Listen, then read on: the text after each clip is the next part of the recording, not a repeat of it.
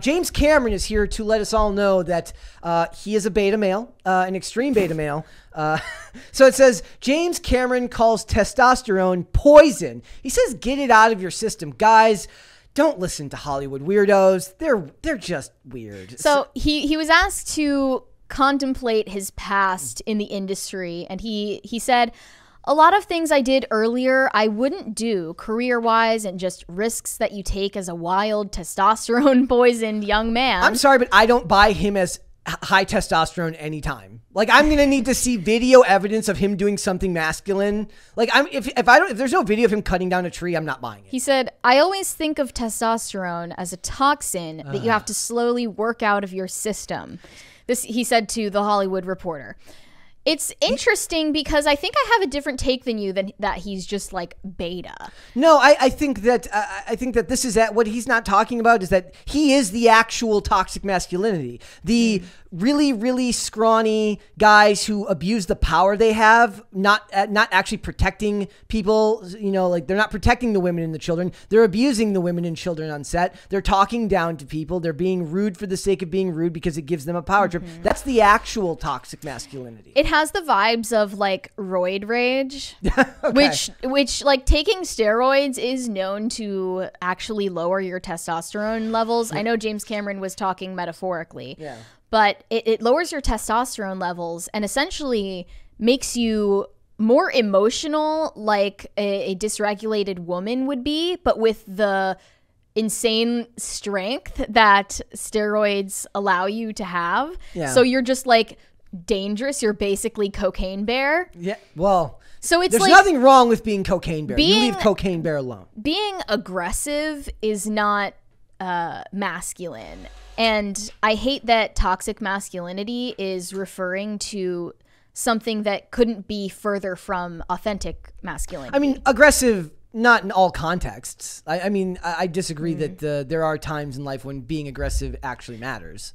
Well, sure, if it's warranted, but I'm talking about what you said, like just needlessly throwing your power around. Well, I'm thinking of in an insecure way. I'm thinking of Joss Whedon or David O. Russell. Yes. Like the ones who just abuse people on the set, Yeah. all for the sake of their art piece. What is less masculine than that? Literally nothing. It's pathetic. But they are the ones who actually promulgate the concept of toxic masculinity. Because they're compensating for their insecurity that, again, comes from being like uncool theater kids in high school. The Daily Wire should do like a series of like where they do like, have you ever seen like the Babylon Bee stuff where they do like Californians move to Texas?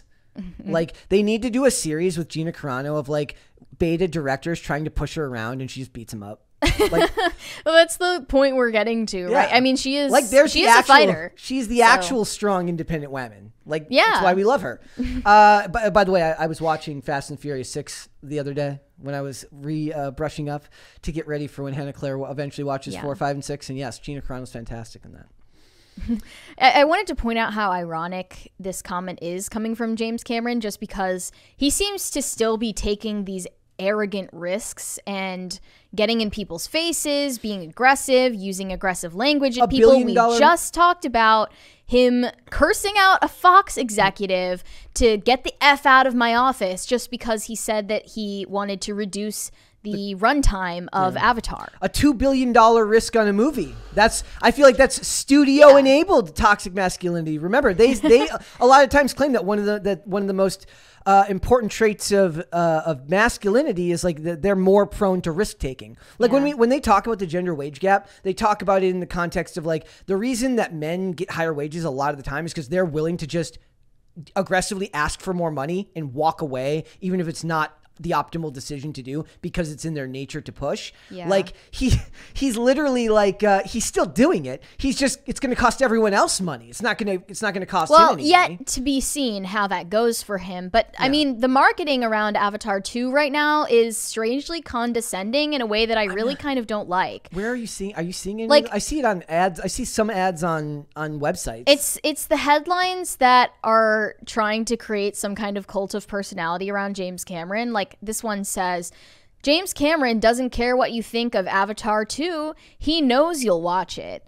Here's another one. James Cameron believes he's the only person on Earth capable of directing an Avatar movie. Okay, this feels like you know what this feels like? It feels like the type of like stuff that they were running when Joe Biden was like, they're like, put him in the aviators. He's cool if he's wearing aviators. Yeah, just like extremely tone deaf. He won't look 89 gazillion years old if he's got aviators on. Like, that's what this feels like to me. Like, he's not like an old, out of touch dude who hasn't really made a movie that people liked in a long time. He's cool. Like, he doesn't care if he's like, I'm going to make this movie that no one will watch. I don't care how much it costs Disney.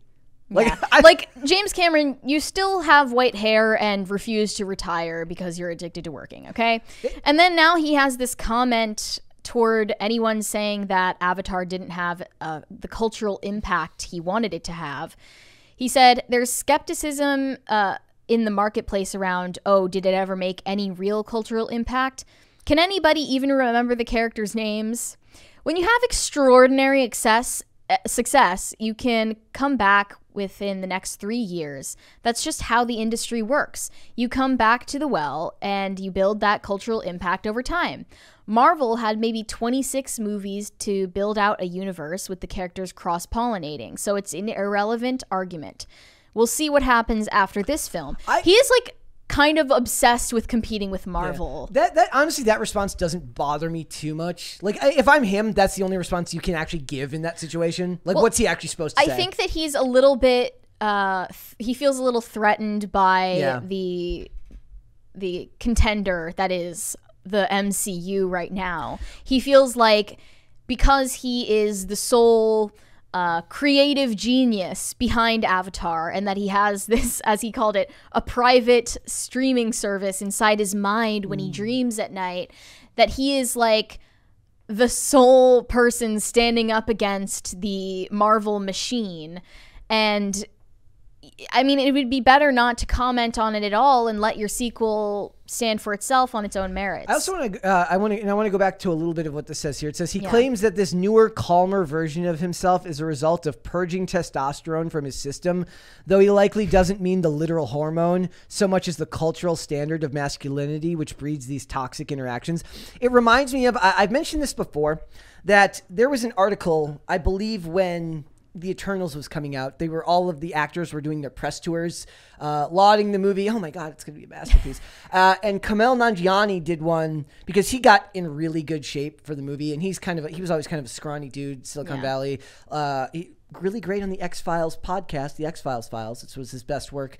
But he got in like really good shape for the movie. And he had like a thing in Men's Health, I think it was, where he doesn't talk about toxic masculinity. He lowers it. He's like, we need to change traditional masculinity. So it's not so much even toxic masculinity anymore. Any type of masculinity is bad because we're in a culture now that wants women, they want men to not act like men. Mm-hmm. You're supposed to purge that instinct, like he says here. Yet somehow we hold up women in movies as the male superhero cultural ideal, meaning they save the day, they take action, they're the ones that are decisive and push forth all of the decisions. Just watch the Peach in the recent Mario Brothers trailer. That might be a bit of a stretch. I mean, but it might be a stretch, but we might watch the Mario movie and figure out that they did write it as a girl boss script. I feel that Hollywood, one of the reasons they're so confused, they're so hell-bent on subverting whatever the traditional norm is that they don't actually ever have any solid footing underneath them. So they're just kind of lost all the time. When all you have in your life is to just do whatever everyone else isn't doing, or at least what you think society isn't doing, you're going to be kind of like, I just feel like that's an empty way to live.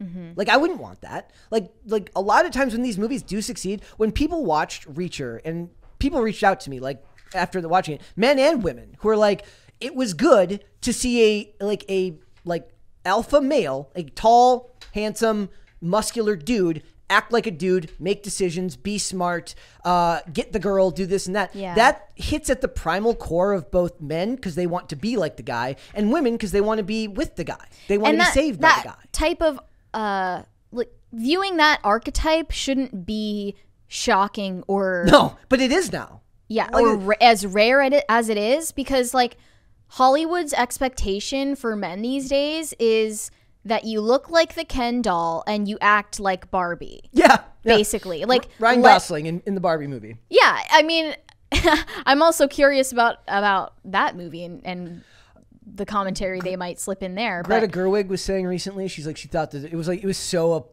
a puff piece. She's like, I thought that doing the Barbie movie would end my career. I'm like, yeah, I'm sure. I hate comments like that. It's like the ones that are just designed like it's like literally it's like say fluff piece statement, please. Like, so I also want to point out, guys, that if you want to talk about misleading and propagandistic marketing, this is the key. Avatar 2 opening weekend box office projected to nearly double the original. The problem here is he's already said that this movie needs to make $2 billion to break even. But what did the original Avatar open to? Well, $77 million, which means it's going to open to about 140. Well, I'm pretty sure this was difficult to decipher. Did he mean $2 billion for all of the next Avatar movies combined? We never got an answer to that, but everyone that covered it like us took him at his word. That what he said was that this movie needs to make $2 billion. Yeah. Maybe he means that the next two need to make $2 billion, but that's not what he said. So I take him for what he says.